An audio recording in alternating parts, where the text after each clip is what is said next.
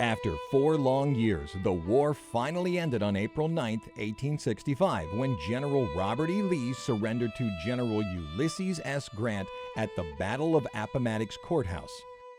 A few short days later, on April 15th, President Abraham Lincoln was assassinated, leaving Vice President Andrew Johnson to oversee the reconstruction of the decimated South. This period was particularly troubling for the Florida parishes.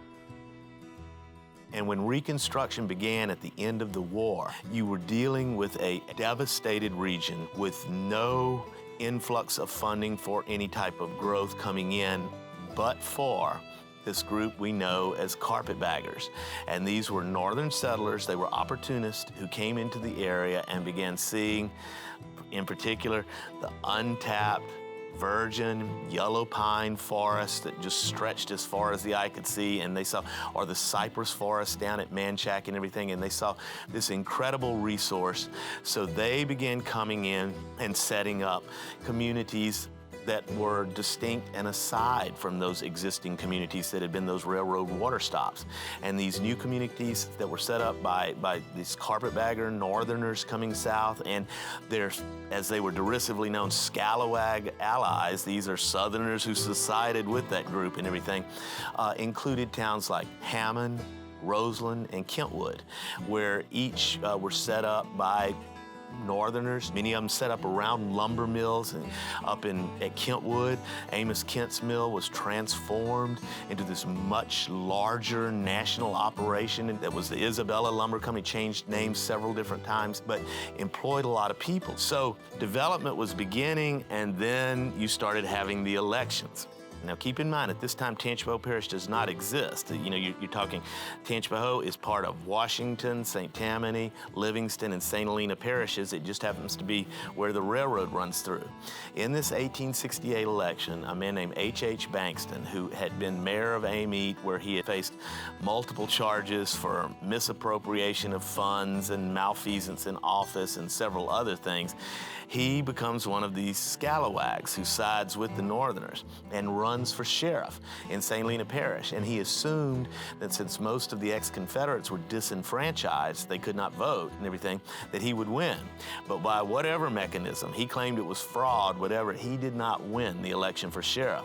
So he went to New Orleans, where the radical Republican-dominated legislature was meeting, and he, along with some others, began to advocate for the creation of new parishes. Well, Bankston's plan was for him to dominate the newly created Tangipahoa Parish, named for the Tangipahoa River, of course, and what they did was basically carve out the most economically prosperous and the most heavily populated regions of all of these parishes we just mentioned that were situated along the railroad. Now, St. Tammany, of course, had development around Covington and everything. Livingston had development around, other parts, but were much more sparsely populated. Franklinton and Washington Parish, Greensburg and St. Helena, but still, the railroad was their artery for all different kinds of tax revenue, development, etc.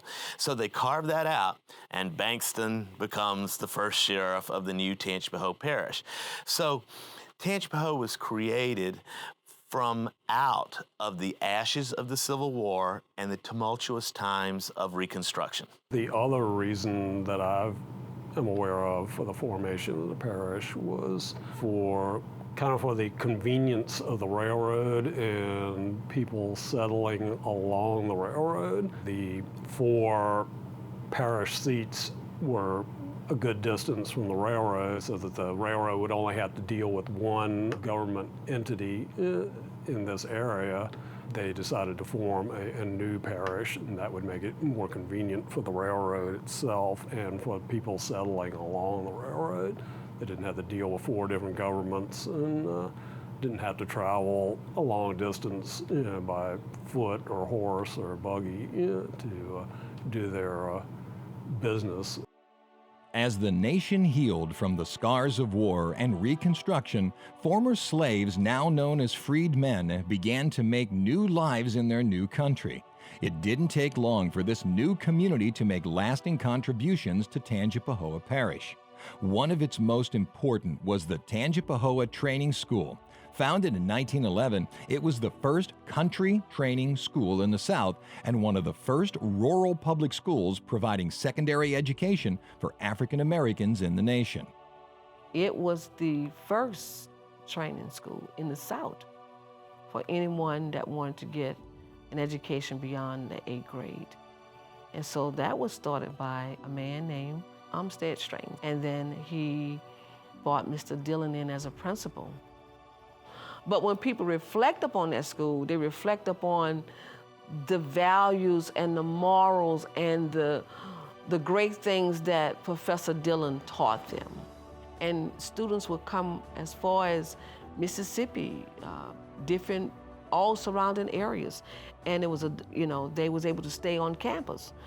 What really, really impressed me about the school is that he went around the community soliciting help to build, to add on to the school. Those men made with their very hands 40,000 bricks. The women would cook food and bring the food to the schools. It was a community. We're talking about a time and a period where people worked collectively together. You know, the community was very strong, and people came together and they worked together. If one man was building his house, the other men would come and help him to build his house today. And when the next man get ready, they all would go over there and help him. Many leaders emerged among the newly freed people. One in particular was Arthur Tasker, the first African-American man to be voted mayor of the city of Ponchatoula. And there's so little that's recorded on his life. He served 2 terms. And he started a church, he started a school. It was the first African-American school there. Arthur Tasker was a very prominent man during the Reconstruction period in Ponchatoula. He was born between 1829 and 1835 in Virginia or Maryland. And he was owned by, they called her widow McCarroll. But he was a very prominent man that organized himself so much that he was calling other men from around the parish. Another notable figure was Dr. Walter Reed, the first African-American doctor in Tangipahoa Parish. A statue of him still stands in Kate Square Park. But he was known for his cough syrup that he made. It was available for many years at the Central Drug Store called Dr. Reed's Cough Syrup. He helped heal many people. Dr. Reed was born in 1879, a native of Crystal Springs, Mississippi, and he came to Hammond, Louisiana in the early 1900s and remained there until his death in 1954. Dr. Reed dressed in his hat and 3-piece suit when he made home visits to his patients traveling by horse and buggy or by his Model T car. He had white and black patients that respect him as a medical doctor. When the outbreak of pneumonia happened, he worked hard to save the lives of so many people, both black and white.